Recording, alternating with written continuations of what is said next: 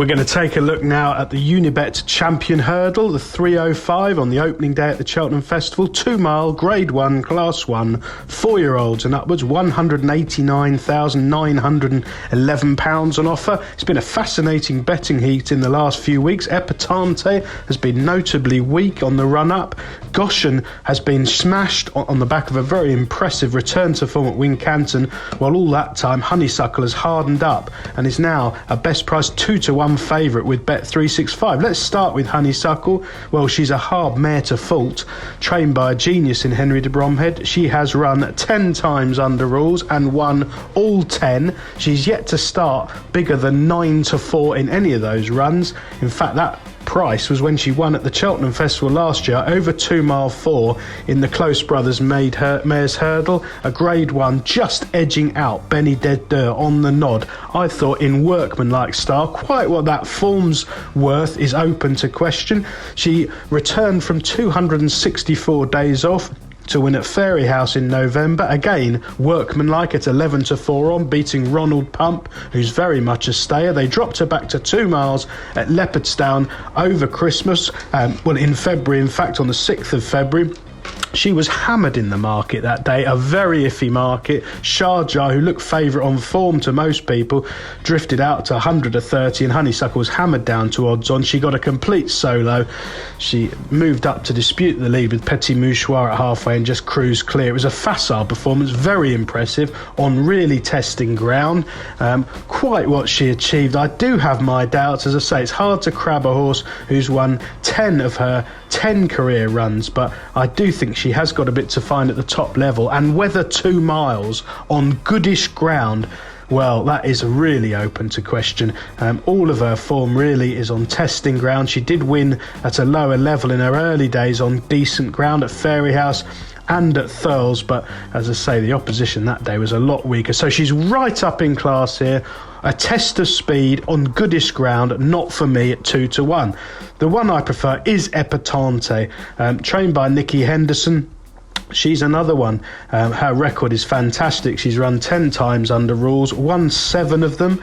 She did get beaten by Silver Streak at Kempton on Boxing Day, but they found that she'd tweaked her back that day. They've had that put right since. She wasn't right. She clipped the top of a couple of hurdles, and the winner, who reopposes here, got a very soft lead. Basically, Epatante won the champion hurdle here last year in devastating style from Sharjah, quicking up really strongly in soft ground. Henderson has always thought she'd be better on decent ground. She's a very strong traveller with a sharp turn of foot when the cards fall right. In her early days, she was quite a free-going sort, but she's much more settled now. He will have her A1 on the day for this, I'm absolutely sure of it, and I think with the ground coming good, she'll have too much speed for Honeysuckle up the hill. Now, the third contender who's emerged from the wilderness in recent weeks is Goshen, trained by Gary Moore, 4 from 6 over hurdles. Now, he's a horse who had... well, he was the unluckiest loser you've ever seen in your life last year at the festival in the Triumph Hurdle, 15 lengths clear when getting rid of Jamie Moore at the last. Somehow, that was an absolute disaster for punters, having been hammered down to 5-2 favourite. But since returning from 197 days off, I thought he was really disappointing and looked wrong when beaten on the flat at Haydock and at Goodwood when third behind Natural History. 62 days off, came to Cheltenham on soft ground on the 12th of December, stopped completely amiss, last of 10. I thought that's the end of him, we'll never see him again, but Moore, such a genius, got him back 70 days, went to Wincanton for the Betway Kingwell Hurdle, a Grade 2 there, and absolutely sluiced up in atrocious ground by 22 lengths from Song for Someone. Those are his conditions. Good ground. I really don't think he's going to be the same horse, and I've still got doubts about his physical well-being. I didn't like how he carried his tail on the flat a couple of times, and I do suspect he could be vulnerable on a decent service. So of the front 3, I much prefer Epatante, who is 100-30 with Bet365. Of the others, Abracadabras is a very interesting runner.